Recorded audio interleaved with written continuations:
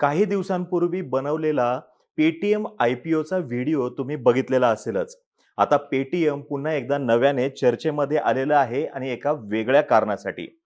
पेटीएमच्या पेमेंट बँकेला आर-बी-आयने असे निर्देश दिलेले आहेत, की पुढील आदेश येईपर्यंत बँकेला नवीन ग्राहकांची कोणतीही खाती उघडता येणार नाहीयेत.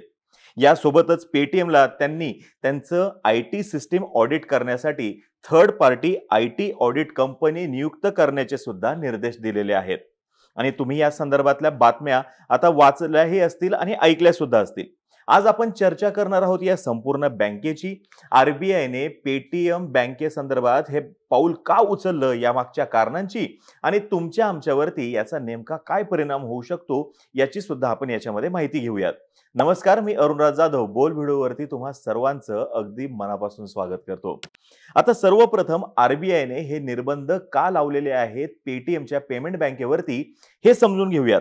KYC, data storage, data privacy आणि आउटसोर्सिंग ऑफ डेटा या संदर्भातील आर-बी-आयच्या नियमांचं उल्लंघन झाल्यानं आर-बी-आयने हे पाऊल उचललं आहे. भांडवली बाजारात आय-पी-ओ आणल्यापासून पेटीएम कंपनीच्या अडचणी सतत वाढतानाच आपल्याला दिसत आहेत. आर-बी-आय ही बँकांची बँक आहे आणि आपल्या देशातील सर्व बँकांच्या व्यवहारावरती ही आर-बी-आय नियंत्रण ठेवत असते. Section 35A of banking regulation act 1949 नुसार आर-बी-आय कोणत्याही बँकेवरती निर्बंध सुद्धा लादू शकते. आर-बी-आयने सर्व बँकांना त्यांची डेटा सेंटर जे आहेत हे भारतातच असायला हवेत अशा सूचना दिल्या होत्या. यामुळेच या सूचनांचं पालन झालं नाही म्हणून मधल्या काळामध्ये अमेरिकन एक्सप्रेसवर सुद्धा आर-बी-आयने निर्बंध लावले होते. आर-बी-आयचे डेटा सेंटर, डेटा स्टोरेज आणि डेटा आउटसोर्सिंग संदर्भातले नियम जे आहेत हे आपल्या देशामध्ये अगदी कडक आहेत. यामुळेच पेटीएमच्या पेमेंट बँकेला आता आर-बी-आयच्या या नियमांचा फटका बसलेला आहे. आता तुम्हाला प्रश्न असा पडलेला असू शकतो की मी पेटीएम बँक न म्हणता पेटीएम पेमेंट बँक असं सतत का म्हणतोय, तर तेही सांगतो. पेमेंट बँक ही वेगळी बँक असते, थोडंसं वेगळं असतं ते. आणि ह्याचा मूळ उद्देश जो आहे तो म्हणजे रेमिटन्स हाच असतो. रेमिटन्स म्हणजे काय, आपण एकाकडून दुसऱ्याकडे पैसे जे पाठवतो तो उद्देश. आणि यासाठीच ही पेमेंट बँक सिस्टीम आली होती. जसं एअरटेल मनी आलं होतं तसंच हे पेटीएम पेमेंट बँक सुद्धा आलं होतं. यांना मग इतर बँकांसारखेच CRR आणि SLR कॅश रिझर्व्ह रेशो आणि स्टॅच्युटरी लिक्विडिटी रेशो या संदर्भातले नियम लागू होतात. फक्त या बँक ज्या आहेत कुणालाही कर्ज देऊ शकत नाही आणि क्रेडिट कार्ड सुद्धा वितरित करू शकत नाही, हे समजून घ्या. आता असं का, हा सुद्धा प्रश्न पडला असेल. बँक आहे म्हणल्यानंतर लोन तर द्यायलाच हवं. तर बघा, आर-बी-आय दोन पद्धतीचे लायसन्स देत असतं.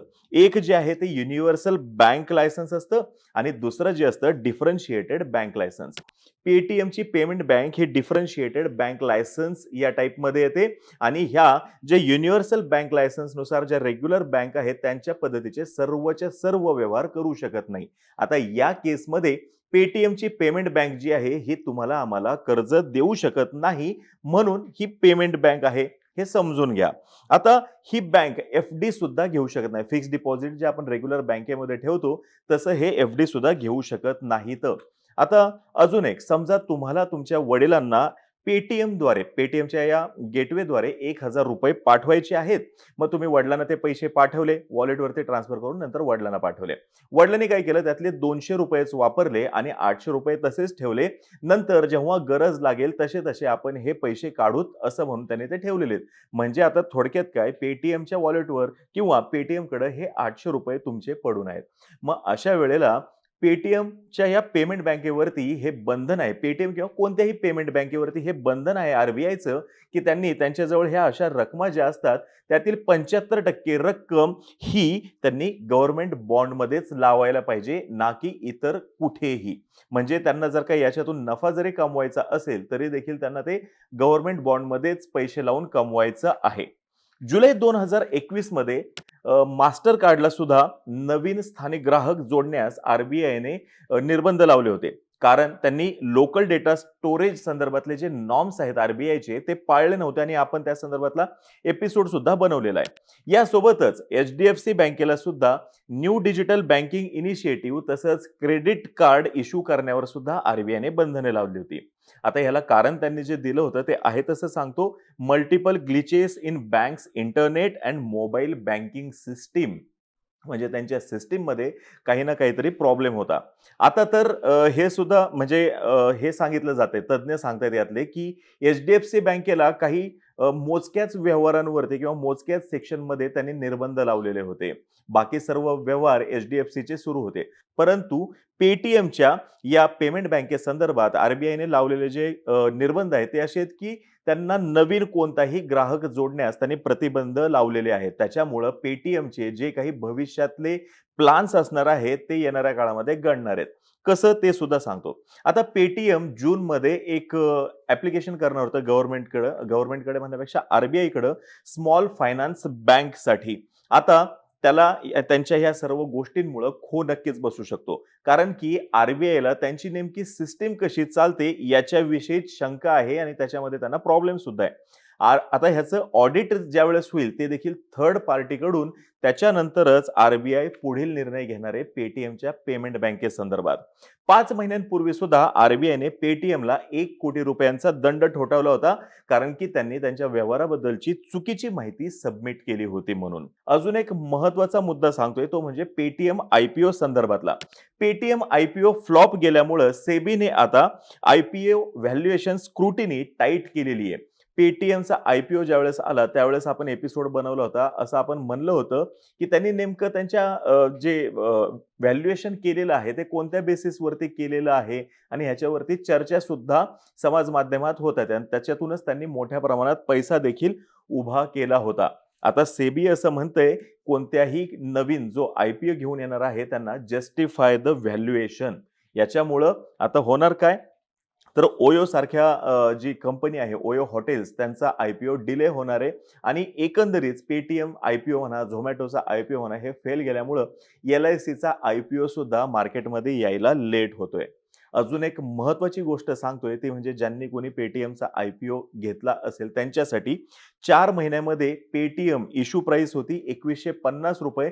तिथपासून आता मी हा एपिसोड बनवत असताना ₹776 पर्यंत त्याच्या शेअरची प्राइस आलेली आहे. आता सगळ्यात महत्त्वाचा मुद्दा म्हणजे तुम्हाला आम्हाला नेमका याच्यामुळं काय फरक पडणार आहे ते.